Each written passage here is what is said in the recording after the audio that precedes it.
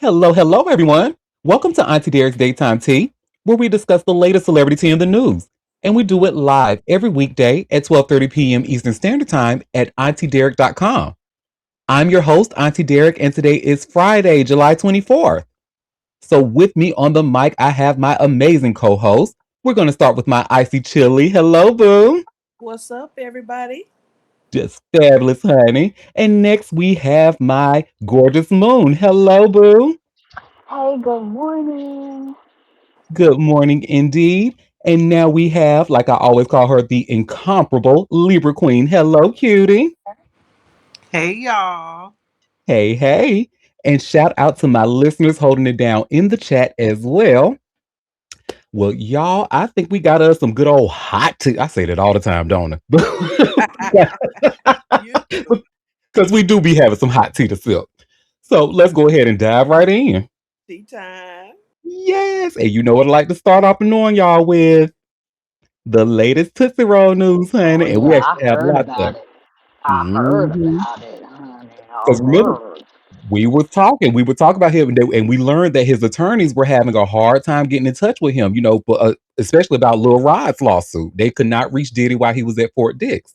Reason being because that ass is in solitary confinement for fighting. And you all should see where it says here by way of TMZ: Diddy involved in prison fight, tossed in solitary confinement. Little word on the curb is he break the brakes off that motherfucker, honey. Well, Hey, sometimes you gotta do what you gotta do. Shit, a bitch is well, gonna try you. yep. He Well, said, I'm Diddy still got in. Billy Bitch.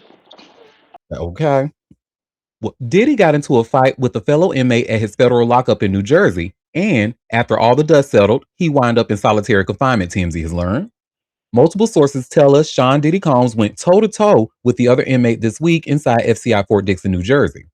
We're told things got heated after the inmate dissed Diddy, who then decided to take matters into his own hands. Our sources say the two inmates got into a scuffle and started pushing each other and throwing jabs. We're told Diddy held his own during the brawl, which was quickly squashed by prison staff who separated both men. Our sources say Diddy was immediately tossed into the hole at Fort Dix. It's unclear if he's still in solitary as of this morning, but he could be facing more long term consequences for the alleged fight. Diddy's currently slated to get out of prison in February 2028, but that date assumes he earns credit for good behavior. If prison officials feel he was in the wrong in this cell block showdown, he could be extending his stay in the federal pen. TMZ contacted FCI Fort Dix, and the rep tells us we are not at liberty to disclose or provide internal information pertaining to any inmate in our custody.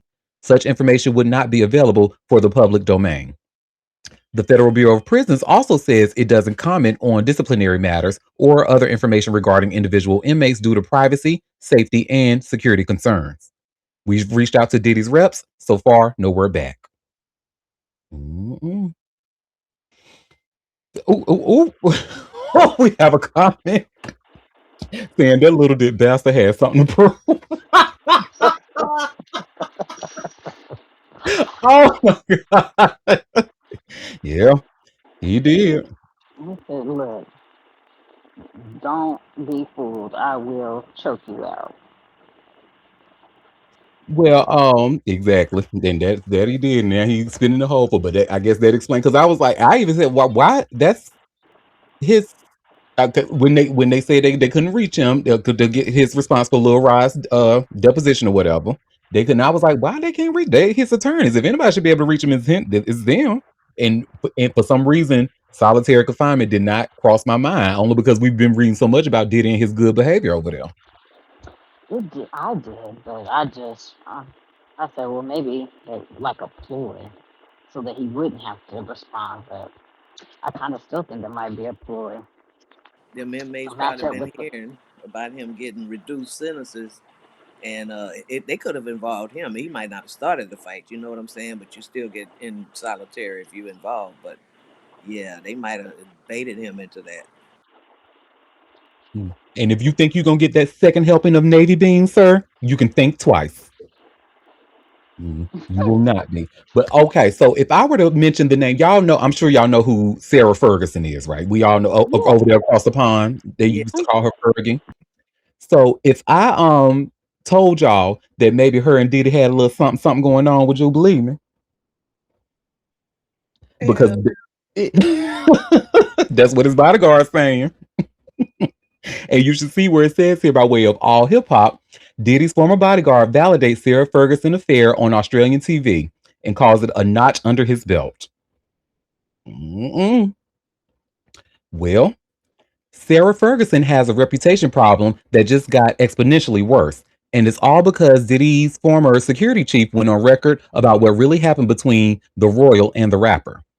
Roger Bonds, who spent roughly a decade protecting Diddy, sat down for an interview on Australia's Spotlight program and confirmed the core of historian Andrew Lowney's controversial claims about Ferguson and the music mogul's relationship.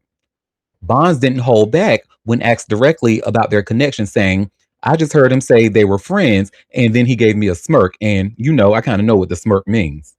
That smirk, according to Bonds, meant everything. The accusation itself originated in Lowney's biography entitled The Rise and Fall of the House of York, which detailed Ferguson's alleged friends with benefits arrangement with Diddy starting in 2004 after they met at a New York party thrown by Ghislaine Maxwell in 2002. Lowney claimed they met in luxury hotels, including a seven-star property that cost over $60,000 per night. When the book dropped in May 2026, Ferguson's team immediately denied it as absolute fabricated nonsense, but Bond's comment essentially validated the core narrative. I think it's a notch under his belt. It was power, Bonds explained, adding that Diddy was obsessed with anything connected to royalty because it represented status and influence. What makes this worse for Ferguson is her documented history with Jeffrey Epstein. Release files from 2026 reveal she'd emailed the convicted sex offender while he was serving time, calling him her supreme friend and the brother I've always wished for. She publicly condemned pedophilia in 2011, but privately apologized to Epstein, seeking his business advice after his conviction. Multiple charities cut ties with her, and she was stripped of York's freedom of the city over those connections. Now, her alleged involvement with Diddy has compounded the damage to her already tarnished reputation. Diddy himself is currently serving time for his crimes. I'm just gonna end it there because it just pretty much tells us what we already know. He got 50 months by way of Judge Arun Subramanian. So they was fucking in hotels, honey, that cost over $60,000 a night. You say allegedly. Mm-mm. It did, but you know what? Why she denying it? Because it never happened if the dick wasn't snapping. Honey, she's like, I ain't sleeping with that little dick motherfucker. Get him out of here. Mm-mm. I might have let her eat the box. He might. I don't think they call it a box over him, but I might let him eat my minge. Yeah, that's probably what she said. I let him eat my minge, but he didn't. Mm-mm.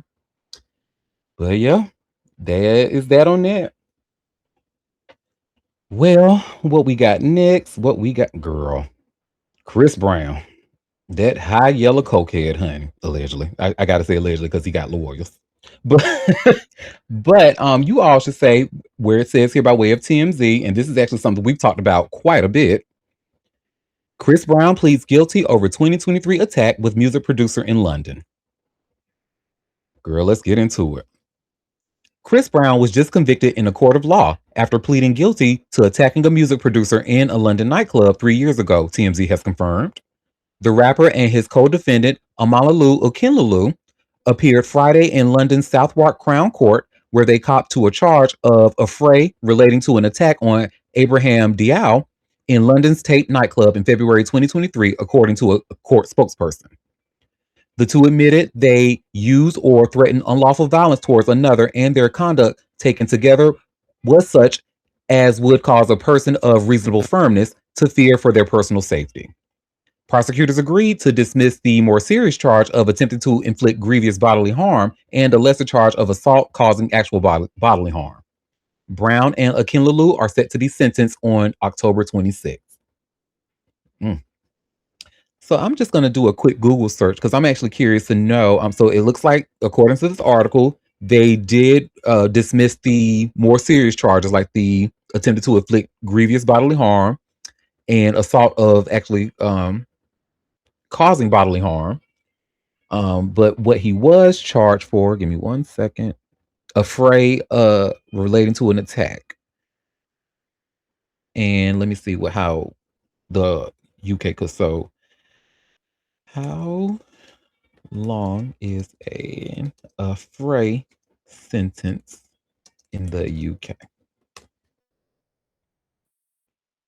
Ooh, so the maximum sentence of an afraid conviction in the UK is 3 years imprisonment. So that's the maximum. Um,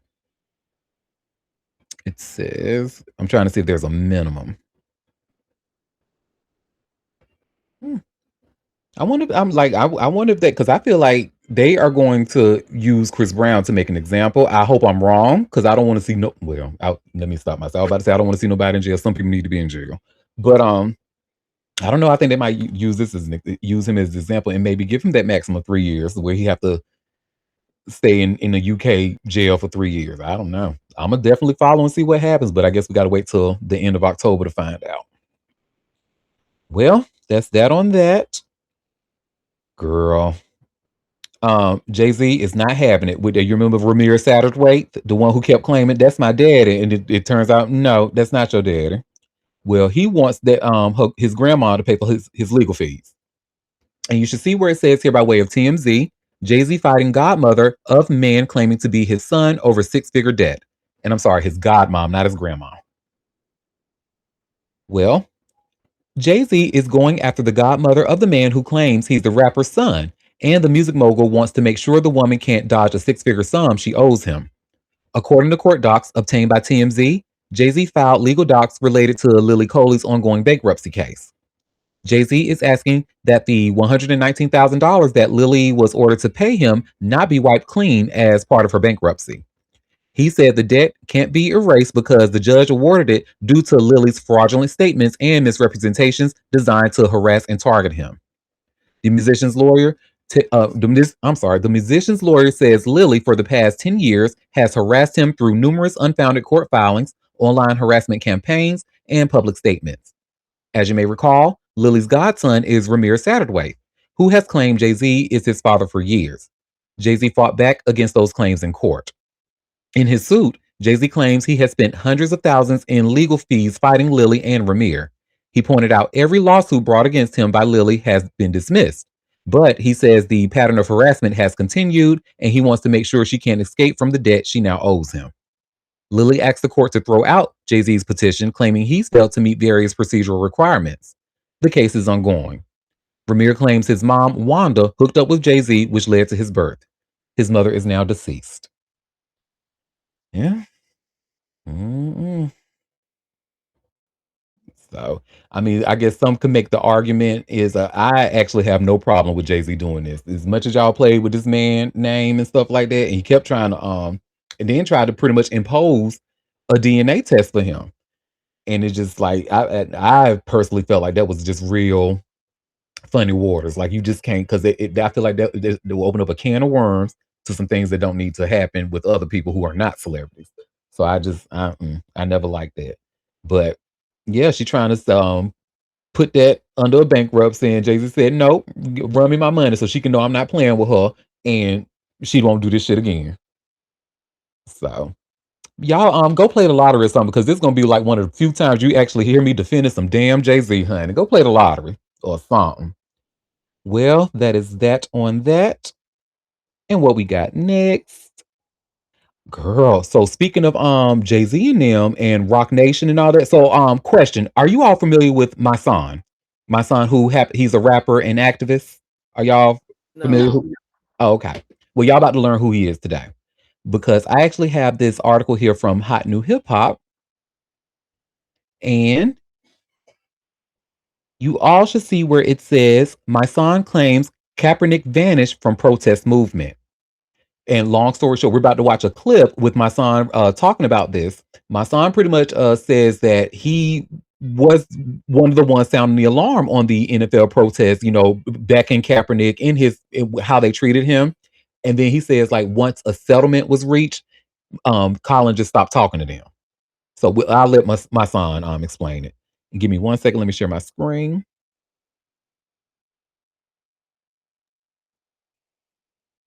And here we go. How you feel about the Kaepernick slander that they give Jay with dealing with the NFL? Let me give you my perspective from the inside. When the whole Kaepernick thing first started, my organization was one of the first organizations to protest with Kaepernick. We went to the NFL had a big protest outside the NFL downtown. The headquarters. We was at the Yeah. headquarters, like we spearheaded all of that. We was on emails with Kaepernick. Like I was frontline. I'm with Cap t-shirts. We trying to boycott this and that. I see Jay come in. He got the Kaepernick jersey. He front and center with it. One day, Kaepernick stopped answering niggas' phone calls. We planned the next action. We on the email. They like, yo, Kaepernick is not answering nobody's emails.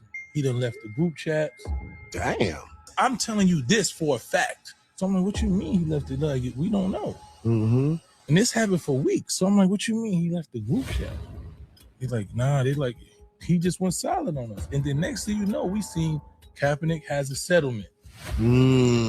He got a settlement. They say he signed the NDA. And I'm like, he didn't tell us. He didn't. So you saying that we did all of this shit? That niggas sacrificed and beefing with other niggas and we doing all this shit. And the nigga we sacrificed for just disappeared from the movement and didn't even notify us to say, yo, look. And he should have took a settlement because they owed him his money. That's right. But he owed us, the people that sacrificed with him, the right and just the heads up to say, this is what we doing. I dare nigga to tell me I'm lying. And that shit hurt me because I'm a cat and I still love what he does to this day, bro. He got the I know your rights. And I'm not saying anything against what he sacrificed. Even he just paid for the young boys autopsy, all these things. I love what he does, but I just don't like this narrative that niggas did dirty by him when he literally left. And if that's what you wanted to do, I'm just saying I would have never did that. That's right. Interesting, right? Now a lot of people are actually trying, like they're arguing that this might be some type of Rock Nation damage control and stuff like that. It is important to note they have a note in this because we learned that he did not sign a non-disparagement clause and has continued because it was rumored that in Jay-Z, based off of Jay-Z's freestyle, he said that he signed a non-disparagement clause and wasn't able to talk about the NFL, but they came out and said he did not sign that and he's continued speaking publicly about the NFL since the settlement. I ain't heard him say nothing, but he Ooh. does have an NDA. When have you seen Kaepernick come out and speak? No, I didn't see him. I saw Nessa, his wife. I saw her speaking more than he did for sure. Well, So, because she probably didn't sign the NDA. She ain't signed the mhm. NDA. He did. Yep.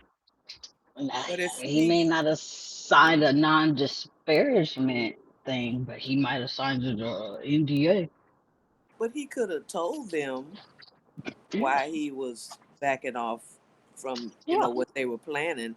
He owed them that much. Now the guy said, yeah, he should have took the settlement, but why couldn't he just communicate what was exactly. going on? That was kind of Mhm. raggedy. I mean, I agree.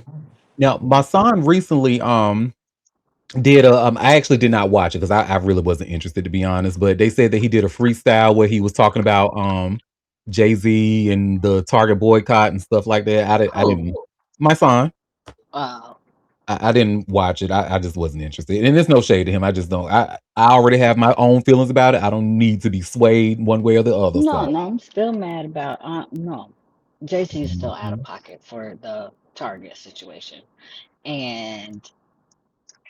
and it makes him look like he always is trying to shut down a protest. Why, I don't know, but also two things can be true at the same time. Yep. So I mean, I'm not going to defend Jay Z on these the Target situation, nor the NFL situation. But he ain't always wrong either. Some people do be doing shit to him. So Like the story we just read about Lily Cohen and Ramir, honey, kept harassing that man for years, honey. You the daddy, you the pappy, you the pappy. Turns out he not the pappy, and y'all got to pay up, and now you want to file bankruptcy and not pay up. He said, nope, wrong. yeah, that's crazy. That's Well, crazy. speaking of things that are not true, remember we just talked, was it Monday, Tuesday, one of our shows earlier this week, there was the Miami Heat's team. They Oh yeah. prematurely announced LeBron allegedly being playing for the Miami Heat.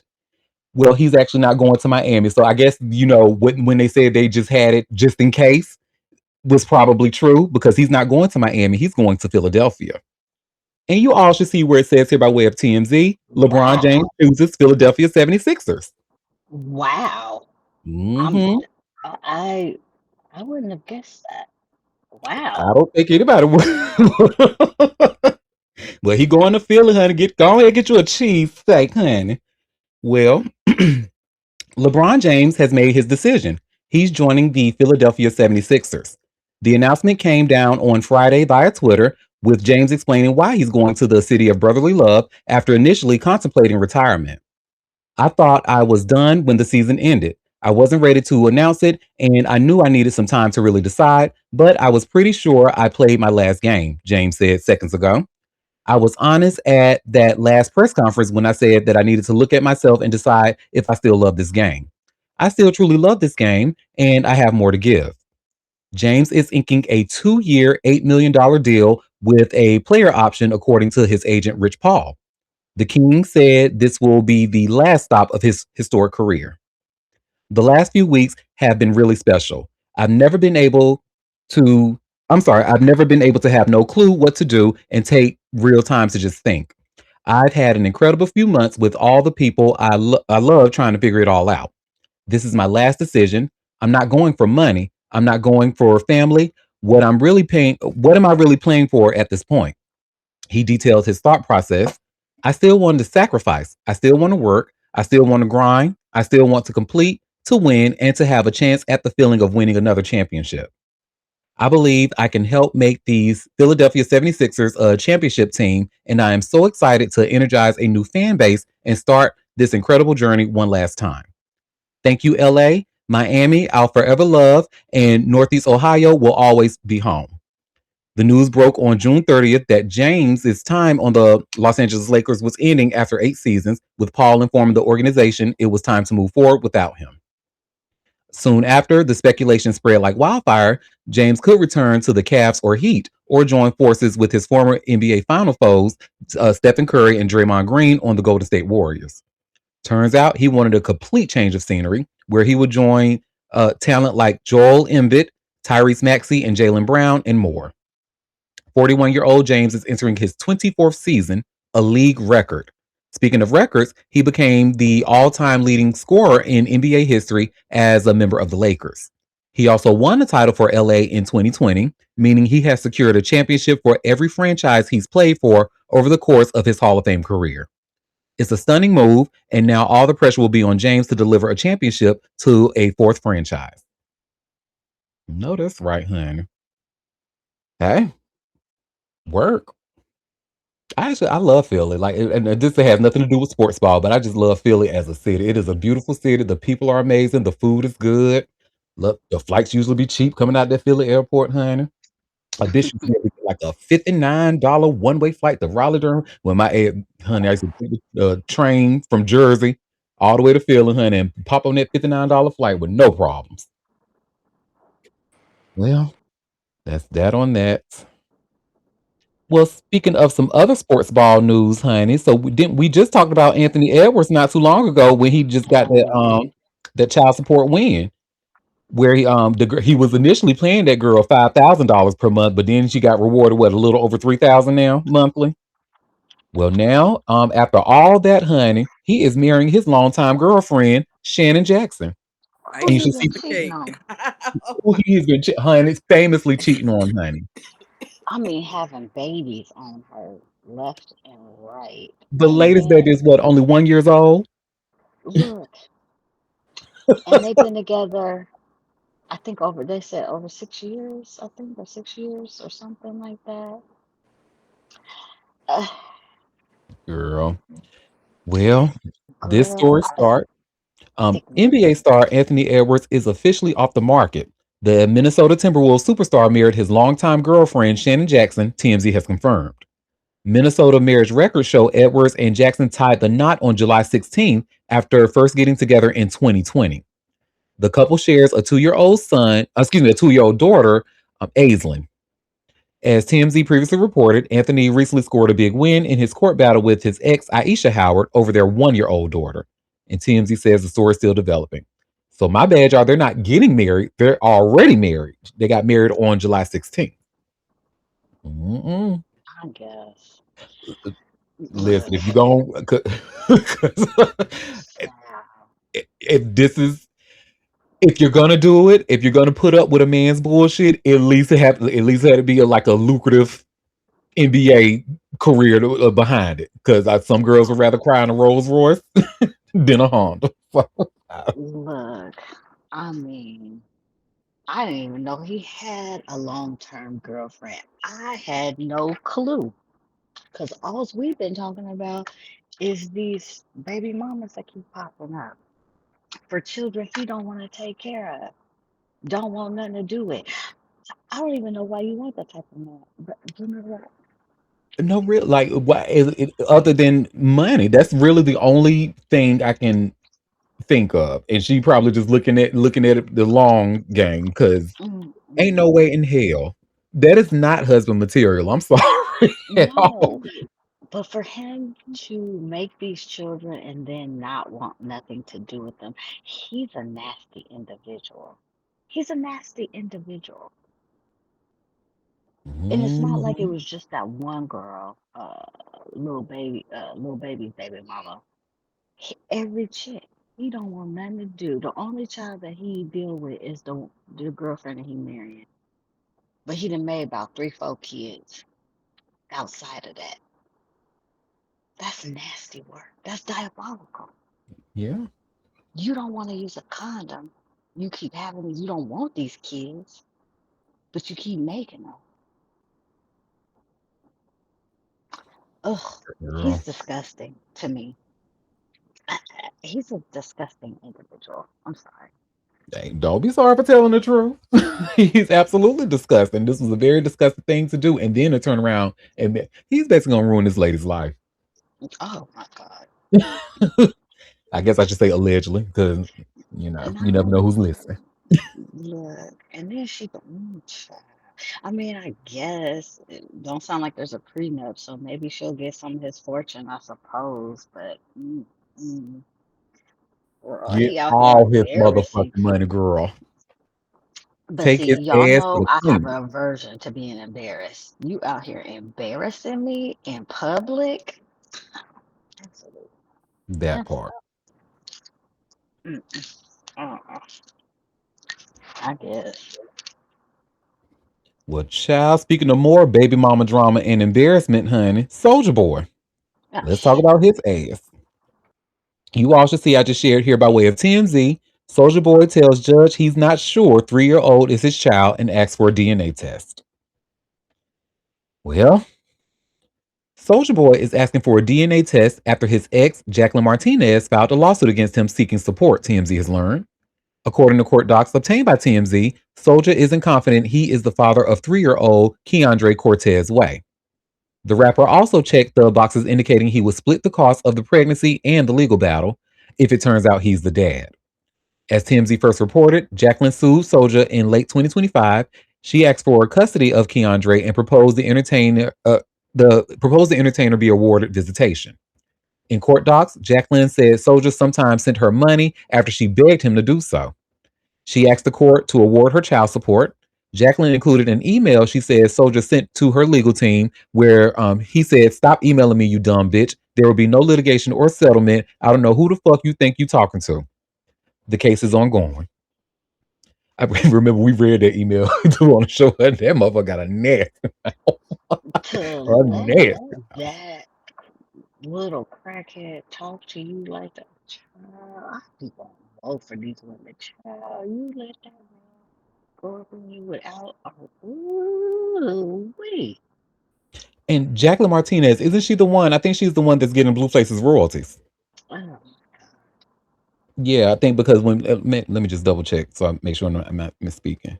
Jack. she is, I mean, scrubbing the gutters of gutter. Mm. Yep, And what Jacqueline Martinez royalties is is, the one. but what royalties is he really getting? I wonder if them is like little $12 checks. What is happening? Probably. She getting the same amount of money I get from Facebook. 5, 10. $12 a month. Cause be fucking for real. We That have on one. so Go many ahead. examples of people getting just uh, yanked up buying out here fucking raw, Yes. dropping babies, and these guys are still doing, these guys with money, like they're still doing it.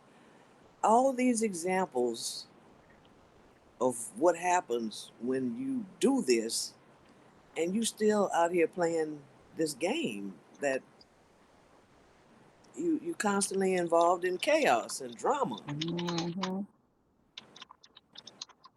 Um, and these ain't even dudes with long money either. Like Blueface and Soldier Boy. Soldier Boy is scraping the bottoms of the bottom. He the Mm. first rapper to scrape from the bottom for the bottom because you know he like to be the first to everything, honey. So yes, the first rapper to scrape from the bottom of the bottom. Mm, mm, mm, mm. Child. Well, speaking of other nasty shit, honey, Adrian Bronner, we about to talk about Ye- him for a bit. Girl, well, he done been sued for sexual battery. And you all should see where it says here by way of TMZ, Adrian Bronner sued for sexual battery and assault. So, Adrian Bronner, the former boxer who won multiple titles at different weight classes, is being sued for sexual battery, TMZ has learned. A woman named Havana Saint is suing Bronner, claiming he invited her and her friends to an after party on June 2nd, 2026, where he encouraged her to drink heavily. In the lawsuit obtained by TMZ, Saint says she got too drunk to drive home, and she took Bronner up on an offer to stay at the home where the after party took place. While she was staying at his home, Saint claims Bronner tried pressuring her into performing sexual acts with him, including sexual intercourse, oral sex, and a hand job. She says he also exposed his genitals to her and grabbed her hand to try to force her to engage. Saint says she told Bronner no multiple times, adding that she told him she was not interested in men and stated she preferred women. Despite his alleged conduct, Saint says she went back to the house the following day, June 3rd, at which time she says Bronner expressed his anger that the two had not been intimate the previous evening. Saint says Bronner tried to drag her upstairs, which she says she expressly refused. She says she again informed Bronner that she was not interested in men. At times during this incident, Saint admits she was laughing, but only as a way to conceal her fear and discomfort. On June 8th, Saint says she went to a separate live stream content residence in Los Angeles County, California, where she says she ran into Bronner again. She says she became intoxicated and then Bronner physically pulled or dragged her from the house and pressured her to come with him to his Encino home. Once there, Saint says Bronner again pressured her to have sex with him, which she says she again declined. She says she and her friends stayed at Bronner's house that night, and in the morning she was doused with ice water by Bronner while on live stream. She says the act caused her humiliation and emotional distress. Saint insists she and Bronner never had sex, but alleges he made comments while on live stream suggesting they did, including saying at one point she had made him come. She adds another man, Nuruddin Shabazz, also known as Dean the Great, made defamatory statements about her when he told watchers on his live stream that she slept with numerous people at the live stream residence. Saint is suing Bronner for sexual battery and assault, and she's suing both Shabazz and Bronner for defamation and intentional infliction of emotional distress. She's also suing the streaming platform Kick for negligence. We've reached out to Bronner. So far, no word back. Y'all, and the gag, there's actually video evidence of this. So you remember this article just said it was while on live stream, he made her Dean the Great and made and yep, and this it happened just like she said it happened in the story here. Give me 1 second here. Let me get the little clip. Let me share my screen.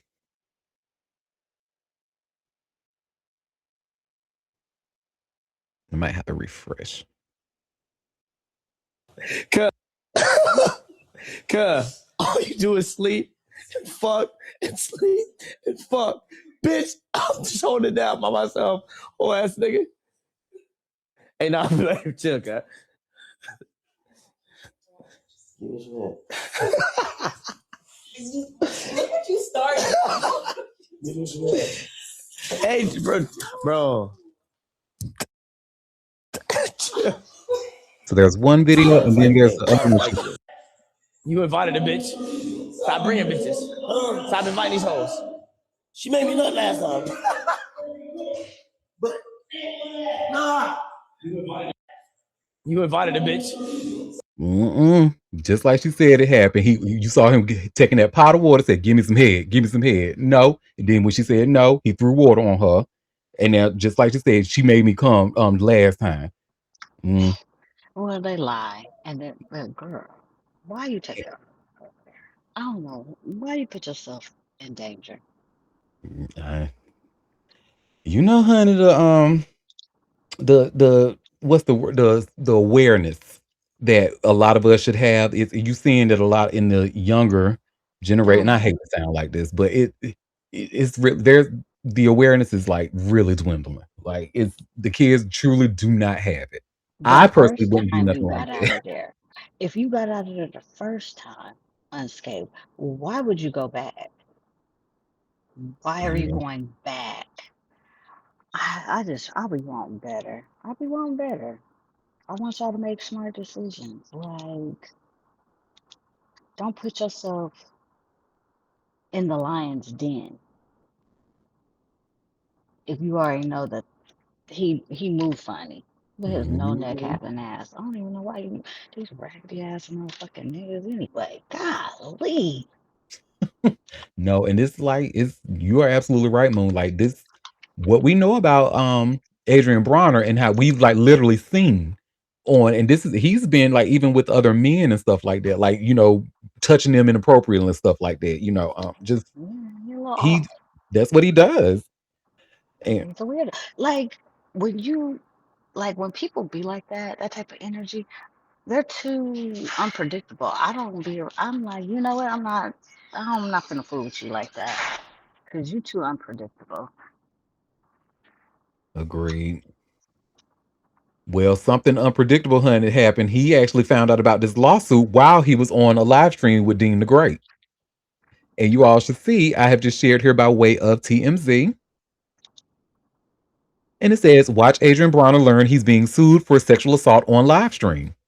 Found out right then and there, honey. So let me share my screen. It's about 2 minutes long.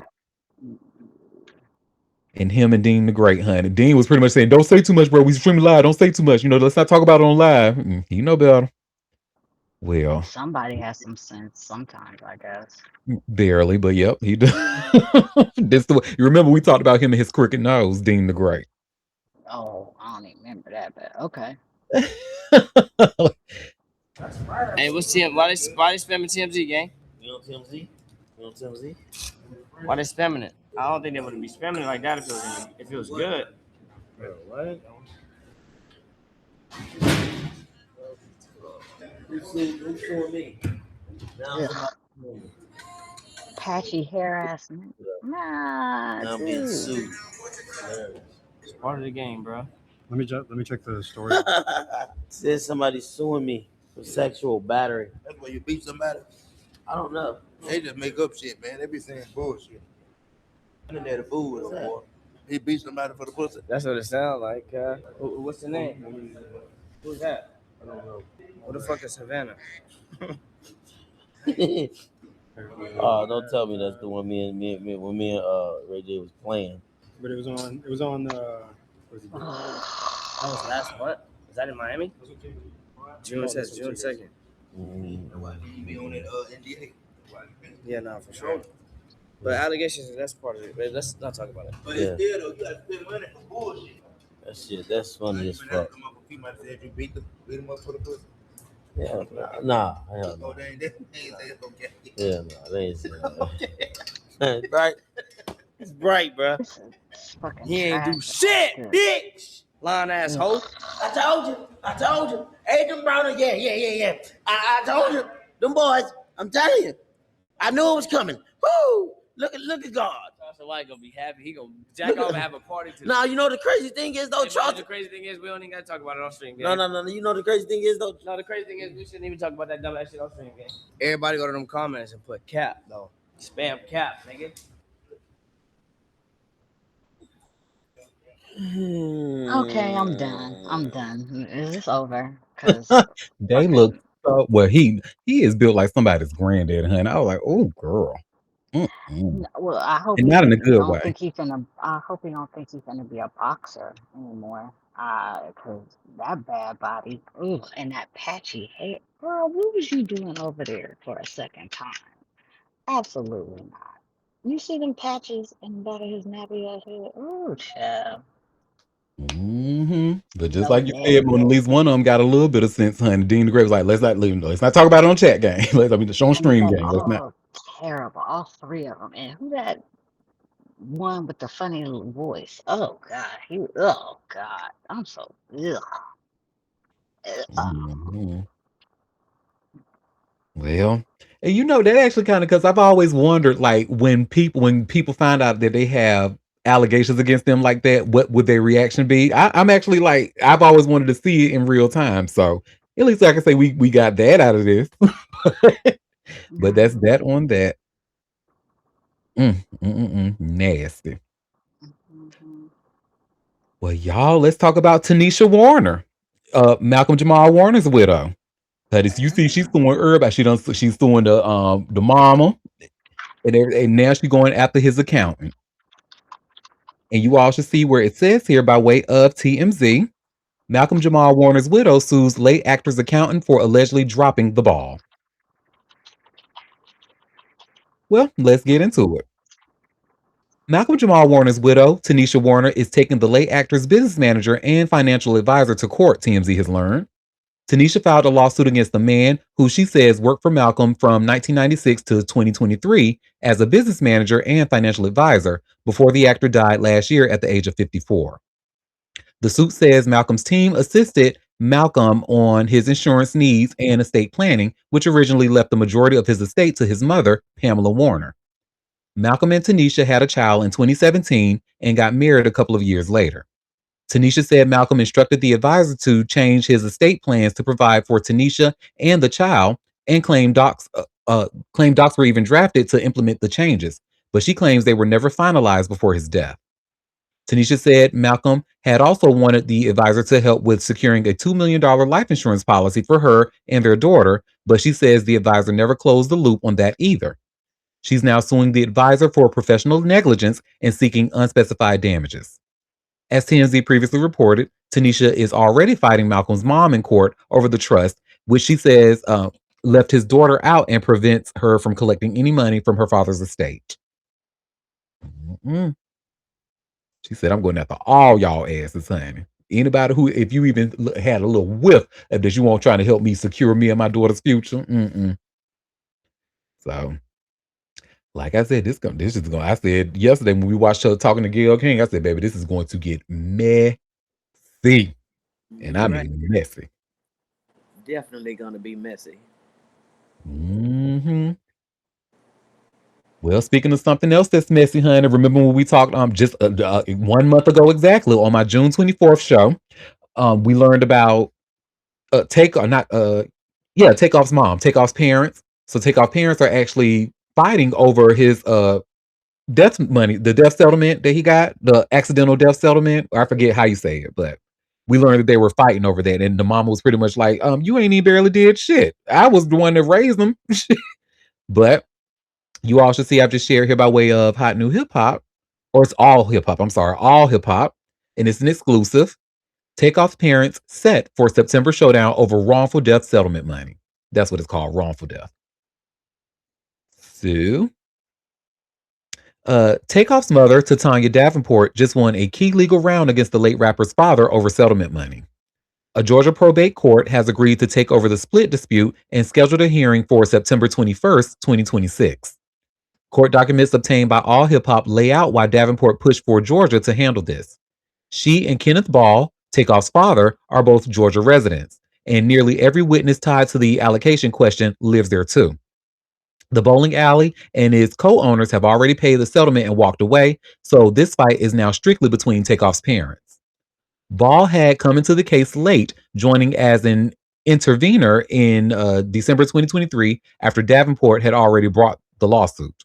His attorney told All Hip Hop that Ball suffered substantial losses, including funeral costs, psychological expenses, and loss of counsel and support. He's pushing for an equal split of the settlement proceeds, despite admitting he was largely absent from Takeoff's life. Davenport has made her counterargument plain in court filings. Ball provided negligible financial support and effectively no emotional support through Takeoff's life. She raised him as a single mother, and once the Migos' money came in, he covered her housing, vehicles, and daily expenses. Ball, she argues, never had that kind of relationship with his son and shouldn't collect half of the settlement now. The settlement with the bowling alley was reached at the end of 2025 for a confidential amount, according to Billboard. Davenport sued in June 2023, arguing that the venue knew celebrities would be there and failed to put in place meaningful security measures. Takeoff was shot and killed on November 1st, 2022 at 810 Billiards and Bowling in downtown Houston during a private dice game that turned violent. He was 28 and left no will, and his estate was estimated at $26 million. Patrick Xavier Clark faces a murder charge in the killing and claims self-defense with his criminal trial set for November 5th, 2026. Ball objected to the Georgia move, telling the Texas court that Davenport filed over there surreptitiously without giving notice. Davenport's team pushed back, pointing out Ball's own Georgia probate lawyers have been active in the case for 3 years and were electronically served the day she filed. The Texas court keeps overall jurisdiction but hands the split question to Georgia, where the probate court applies Texas damages law. The Fulton County Probate Court in Atlanta has been handling Takeoff's estate since shortly after his death in 2022. I have to say, I hope his daddy don't get a fucking dime. When I tell you that is the most like, are you kidding me? And the fact, or what he say, the fact that he admitted to the being largely absent from his life, but okay, but I still want my money. Like, huh? Mm. It ain't his, my money. For what? Being an absent father, it just be the audacity. It be the audacity. God bless. Yes, he said, and his reasoning because Ball suffered substantial losses, including funeral costs, psychological expenses, and loss of counsel and support. Uh, bye. Goodbye. Well, give him his little funeral costs and send him on down the yellow brick road. Okay. Give him that. Yeah, Listen, that part. give him that. I don't think he should get a dime. Not even that. You'll be Oh, because fine. that's the bare minimum. You didn't even raise him. Okay, so you put up on the funeral cost. Yeah, give him Okay. that, which be negligible from the amount, and yeah, give him that, and tell him to get lost. Yes. Mhm. Well, so I have more about, and this is it's not good news, unfortunately. But about that couple from 90 Day Fiance that I learned was like a fan favorite. Armando and Yeah, well, y'all should. What'd you say? Kenny and Armando. Yep. And you all should see where it says here, by way of TMZ, 90 Day Fiance star Armando Rubio forced to leave America as daughter recovers. Yeah, I'm not surprised. Hmm. Oh, Armando. Well, Armando Niedermeyer Rubio is still having visa issues as his daughter Hannah remains stateside as doctors try to figure out how she ended up with a brain bleed, TMZ has learned. The 90 Day Fiancé star's husband, Kenny Niedermeyer, tells TMZ Armando's still waiting for his visa extension and he has to head for the border on Sunday to find out if it went through. Kenny says Armando has to fully cross the border just to turn around and meet with the U.S. Border Patrol, who will tell him whether or not his extension was approved. He tells us it's touch and go and there's uncertainty about what will happen. The good news is Kenny says Hannah's made a lot of improvement, but a lot of things remain a medical mystery for now. Kenny says she's been getting a variety of scans like MRIs and CT scans and hopes they'll know more about what's going on after she has her next one. According to Kenny, Hannah's still suffering from partial blindness, weakness, and shaking, and still on preventative anti seizure medication and brain swelling medication. Kenny says she's not stuck in bed, but is taking everything easy, adding that the weakness in her right arm and hand makes things tough. Kenny explains she's resting and sleeping a lot. He tells us she'll definitely be in Arizona for over a month. Kenny's going to stay with her, but hasn't snagged an apartment. He says it's pretty costly finding a place to stay, so he's still working on that. I wish them well. True. This I That's so got to be torture for Armando, though. Even though she's out of the hospital, she's still being evaluated. She still has a problem. They need to let him stay until she's okay. I just, oh. And child. then they have to be apart, you know. Mm-hmm. Oh, And he has to cross the border in Arizona. Mm. Because I heard about them. Weren't they like they were big on when was this like a few years back with around 2011, 2010, where they were actually stopping people. It was almost like, hey, where your freedom papers at? Like they was stopping people who looked brown, I guess, and say, are you supposed to be here? Where are your papers? Mm.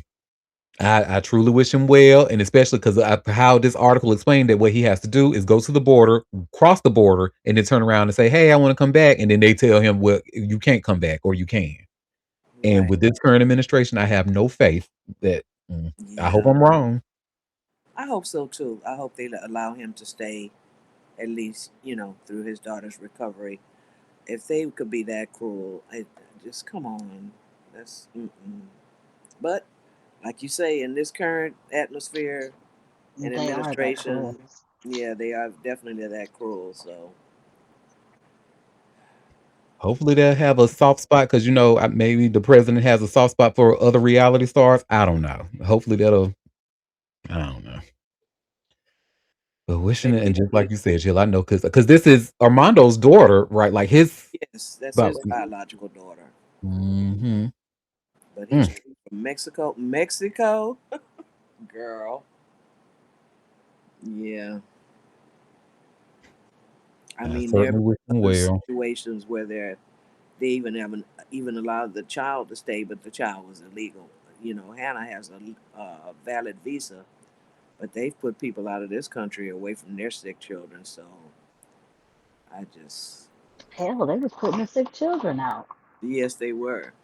So, I don't see this with a good outcome. Just pray for them.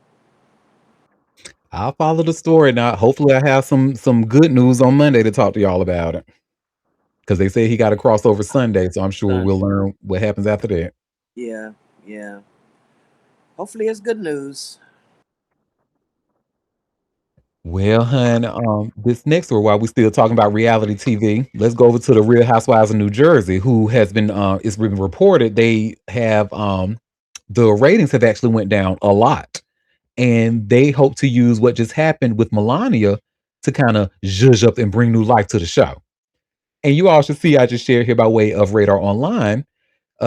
It's an exclusive. Bravo big wigs overjoyed over Teresa Giudice's family crisis as they are convinced it will breathe new life into Real Housewives of New Jersey.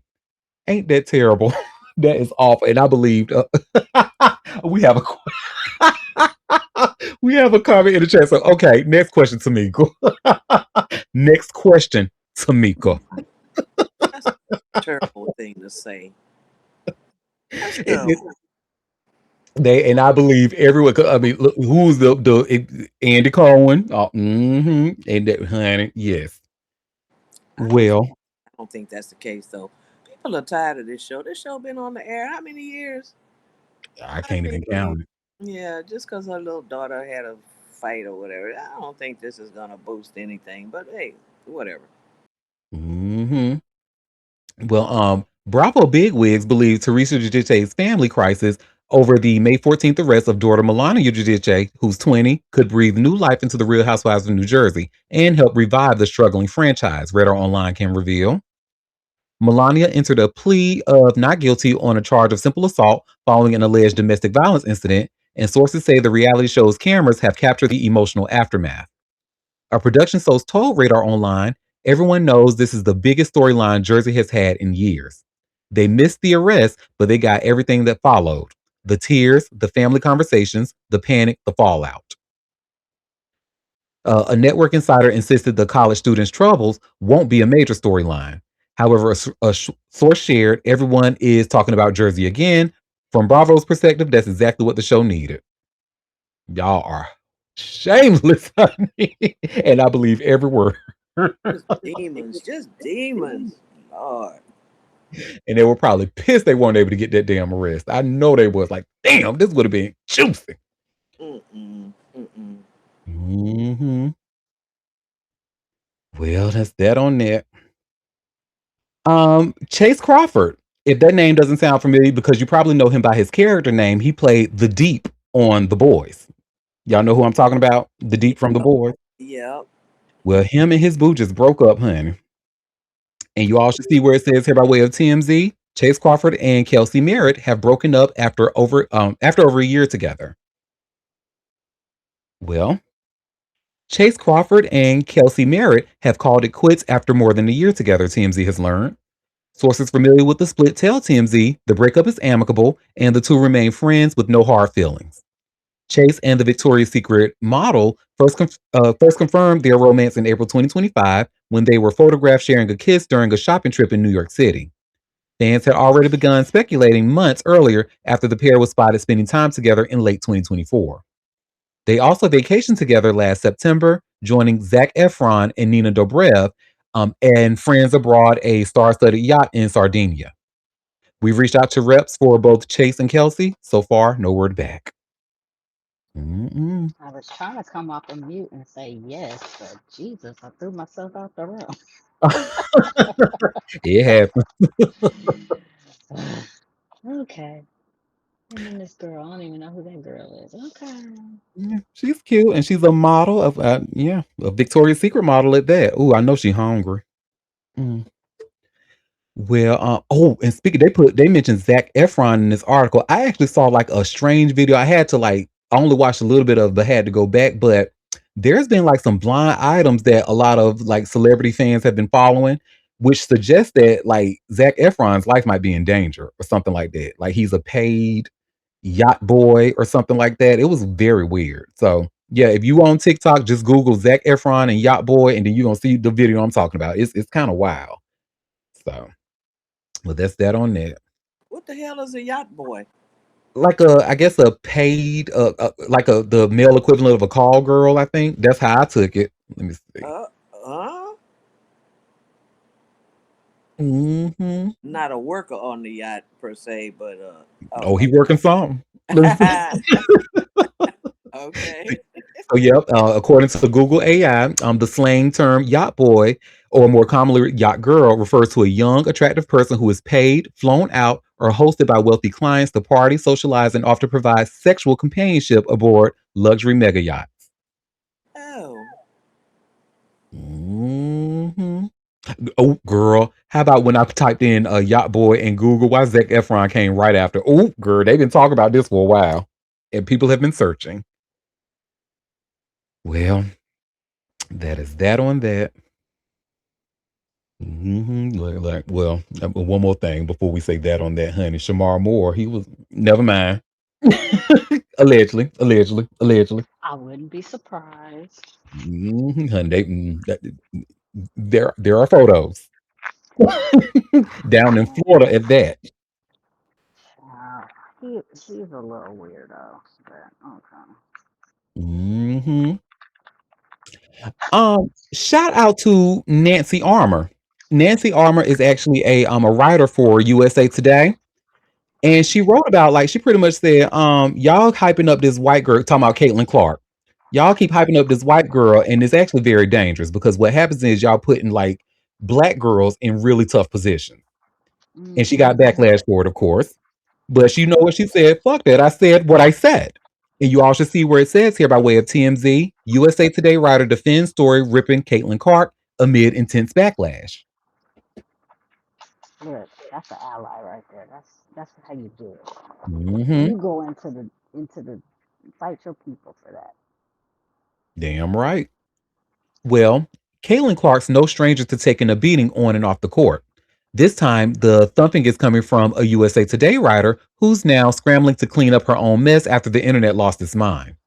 Nancy Armour torched the Indiana Fever superstar this week in a story titled Caitlin Clark's flopping isn't just annoying, it's becoming dangerous, where she argues Caitlin Clark's dramatics are putting the safety of black and queer WNBA players at risk. The reaction was fast and furious. Fellow media members and sports fans ripped the piece as over the top and totally unfair. On Thursday, Armour admitted she missed the mark while still standing by the core of her attack. In my recent column, I made an awful comparison with the murder of Emmett Till, she wrote. I intended to connect these issues the WNBA is currently facing with its All Star game being hosted in Till's hometown of Chicago. I obviously did not provide enough context for that. Then she doubled down. However, this point stands. There is a history in this country of perceived threats to white women being weaponized against African Americans and the danger that poses to black players in the league. Players have been abused online and have reported receiving death threats. This has to be taken more seriously. Whether the clarification cooled things off remains to be seen. And then TMZ says, let's be honest, probably not. And now Auntie Derek is going to end it with, let's be honest, I don't give a fuck if you don't. Y'all can stay mad. She said what she said. She said what she said. And she's absolutely right. Look at how they treat like Angel Reese ain't do nothing but just play ball and be pretty. And they tried to villainize her like it was And it was another player too on it, like that got into it with this skinny mediocre white girl who people just all of a sudden just love overnight. Because anyway, don't even give me that's sports ball business, honey. I ain't even got no business being over there Well, anyway. the first of all, she wasn't wrong. Yeah, maybe she needed to provide more context, but what she said was correct. Why? I was like, I'm glad she doubled down. I thought maybe she was gonna backtrack, but she doubled down. She's like, maybe I need to provide more context. So yeah, it's still the same thing. She said what she said. No, and TMZ tried to make it seem like she tried to backtrack. She ain't backtrack. No, she was like, look, I should have added more context because maybe y'all didn't get that. The reason I compared that to Emmett Till is because I'm in Emmett Till's hometown. That's where the game will be. So yeah, I could have added a little more context on that. But at the end of the day, I said what I said. Y'all keep acting like these frail white women is all they scared all the time. White women tears, and they get black and queer players in the WNBA in trouble. Mm-hmm. And they've been getting death threats. The last incident was the girl was getting up and I guess like kind of pushed off in her throat or something. Like, but I don't think it was intentional. It was just like in the scramble of getting up. And oh my God, that's the last. Ugh, you talking about extra, extra, extra. Hmm. Well, y'all got three more stories left. Well, this next story. So while we were just talking about that mediocre white girl, let's talk about one of the WNBA players who I actually like, Angel Reese. Yes, honey. Miss Mama's got her a whole Barbie. And you all should see, I have just shared here by way of people. Barbie honors Oh, WNBA star Angel Reese with new doll, and she says it truly feels like me. it's And so I'm cute. ain't she's adorable. She's so adorable. I just want to squeeze her cheek. She's so cute. Well, let me share my screen because they actually have a lot of good photos with her and this Barbie. And guess what? Her and Coco Gauff are really good friends. Like, I think BFFs. Like, I was like, what? That is so Nice. cute. I love it. That's what's up. Well, Angel Reese is joining the list of superstar athletes who have their very own Barbie doll. On Friday, July 24th, just ahead of the WNBA All Star Weekend, Barbie announced that it would be unveiling an Angel Reese Barbie signature doll. The toy brand is also dropping special Reebok Angel Reese One basketball shoes in a new Barbie inspired colorway, as well as a matching pair available for fans. In its announcement, Barbie wrote that the Atlanta Dream player, who's 24, is receiving the honor for her work both on and off the basketball court. While Angel Reese undoubtedly makes history on the court, her influence reaches beyond basketball, or far beyond basketball. The brand shared through the Angel C. Reese Foundation, she champions equity for girls and underrepresented communities by expanding access to sports, education, financial literacy, and other opportunities that have historically been limited. And here's a doll that's so cute. Chatting exclusively with people about her brand new doll, the star forward shared that getting the doll made in her likeness feels like a full circle moment, especially considering her college basketball nickname at Louisiana State University was Bayou Barbie. It's honestly a dream come true for me, Reese shares. Barbie is an iconic brand, and to be part of that legacy is something I'm really proud of. It's bigger than basketball for me. It's about inspiring young girls to dream big, be confident, and know they can be exactly who they are. Seeing myself as a Barbie was surreal, but what impressed me most was how thoughtfully every detail was brought to life. The WNBA star continues, sharing that she couldn't stop smiling when she saw her Barbie for the first time. Reese tells people she was stunned at the small details included in the doll's design, including everything from her jersey, featuring both number 5 for the Dream and number 10 for the Chicago Sky and LSU, leggings, headband, and her Barbie pink Reeboks. What I love the most is it doesn't just look like me, it truly feels like me. My doll reflects both my love of basketball and fashion because I've always believed you never have to choose between being fierce on the court and expressing who you are off of it. Seeing every little detail come together made this incredibly personal, and it was one of those moments where everything I worked so hard for really hit me. The basketball star adds that she was definitely a Barbie girl growing up and has always felt inspired by the iconic doll's mentality of being anything she wants to be. I hope every little girl who picks up my doll sees someone who embraces every part of who she is and is inspired to do the same, she says. I love this picture here. For Reese, the fact that young girls, particularly young black girls, will be able to see themselves represented means everything. Representation is so important because when you can see yourself in someone else's success, it makes your own dreams feel possible, she explains. I hope young girls, especially young black girls, look at this doll and know they belong in every room, every arena, every conversation they want to be a part of. I want them to know they never have to shrink themselves to succeed. As for the advice she would share with any young women wanting to follow in her footsteps, Reese says that she always reminds people that you don't have to stay in one lane. Basketball is my passion and what opened the door for me, but I've also been able to build businesses, work in fashion, give back to my community through my foundation, and forge incredible partnerships like this with Mattel and Reebok, she shares. I want young people everywhere to see that you can chase all of your passions, work hard, and stay true to yourself. That's what I'm all about. Reflecting on the accomplishments that led to Barbie creating a special doll for Reese, the pro athlete shared that she's proud of her accomplishments both on and off the court. Off the court, I'm proud of building something that's bigger than basketball, whether it's giving back through my foundation, creating opportunities for young girls, or partnering with brands like Barbie that let me inspire people in a different way. That's what means the most to me, she says. I'm grateful to be able to use my platform to show that you can embrace every side of who you are and make an impact beyond the game. On the court, winning a national championship will always be one of the proudest moments of my career, Reese continues. But every new chapter has challenged me in a different way and pushed me to keep growing. Right now, my focus is my team and bringing a WNBA championship to Atlanta. I know there's still so much more I want to accomplish, and I am just getting started. Angel Reese, you better work. I love this guy. Y'all know I'm like famously not a sports fan, but when it intersects with pop culture, I certainly know who is who. And baby, every time I've seen this young lady, I have just been impressed because she's just like anytime that she talked, it was always this type of a message. Like I'm here for the black girls, you know and I love that. I love it. And she's absolutely right. This is like representation is everything, and she doing it. I got nothing else to add, baby. You do your motherfucking thing, Angel Reese. I am here for it. Well, that is that on that. And so before we started recording, I actually teased the story with my coworker saying that I read about this story about and now they say they saw it on their timelines as well. But we learned that a man in Coral Springs was arrested, honey, for money laundering that led to the assassination of the Haitian president. I am not too many stories gag me. This one did. And girl, y'all should see I have just shared here by way of tap into. And it says Coral Springs man sentenced to 20 years for laundering money that funded Haiti president's assassination.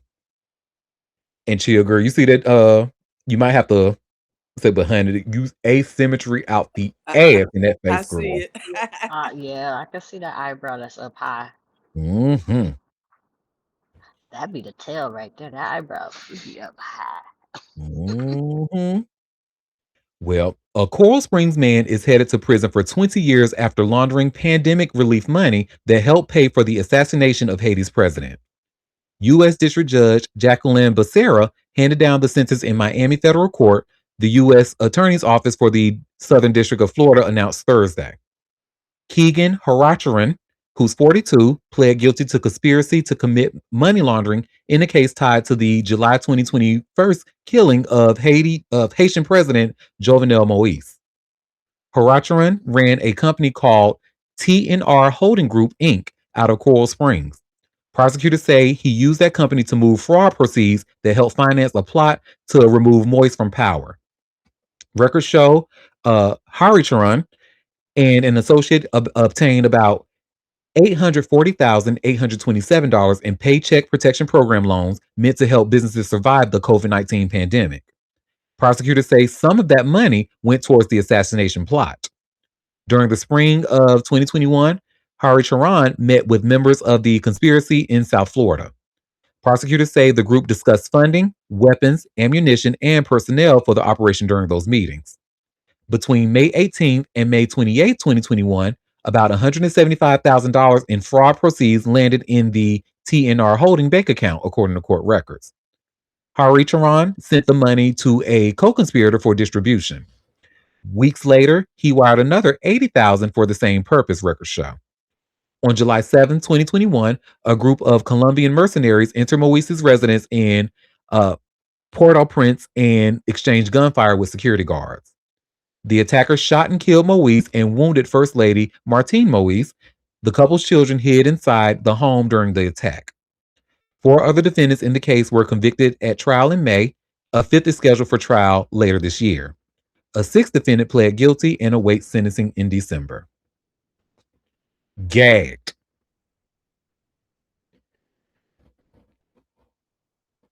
Say we have a the water can be the only thing making things wet. Bless you.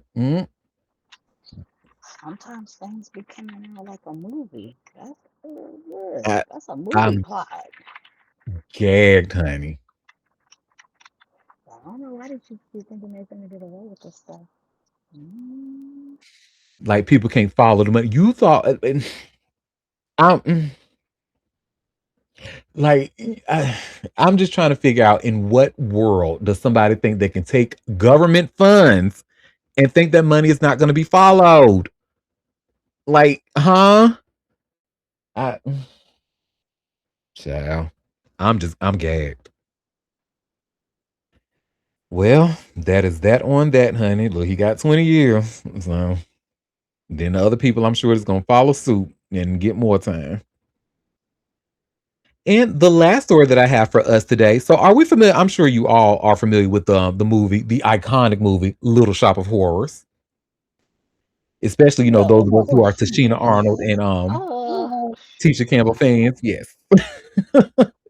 Well, I have this article here by way of Gaiety, and you all should see where it says Ellen Green returns as Audrey for Little Shop of Horrors 40th anniversary tour. Now, I was like, oh, this is so cool. But then the other side of me was like, oh, this is a recession indicator. But, but yes, this starts. Actress Ellen Green, who originated the role of Audrey in the original stage production and reprised the character in the 1986 film adaptation, will host a special 40th anniversary screening tour across the country beginning this August. The multi-city event will give audience the rare opportunity to experience the beloved musical on the big screen alongside Green herself. Produced by Scott Stander, the anniversary celebration will feature a live conversation with Green before each screening, along with a special performance of Audrey's signature ballad, Somewhere There's Green. Select VIP packages will also include a meet and greet, signed memorabilia, and a photo opportunity with Green.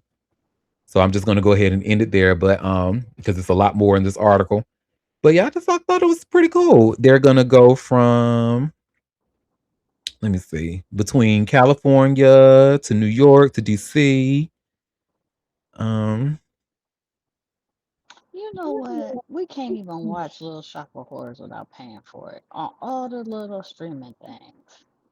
Really? Yeah, I got it. Now, anybody that was in any type of music, whether you was in like a chorus or glee club or something like that, believe me when I tell you, you have performed at least one song from that movie and probably know it word for word. Didn't we talk about musicals that recently, like you don't necessarily like musicals, but there's some musicals that you watch, and I forgot it was a musical. This is one of them.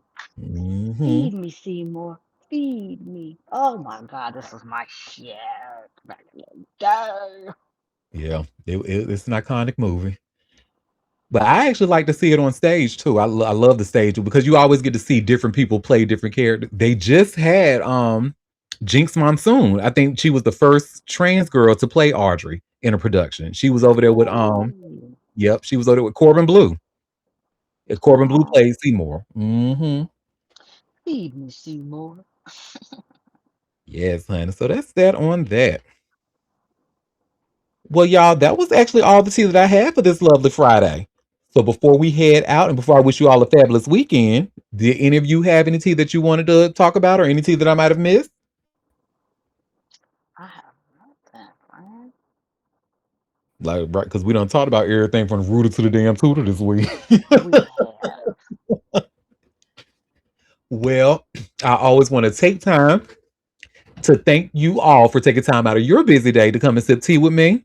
We will be back on Monday for another live show starting at 12:30 Eastern Standard Time if you can make it. Don't forget to subscribe to a bitch.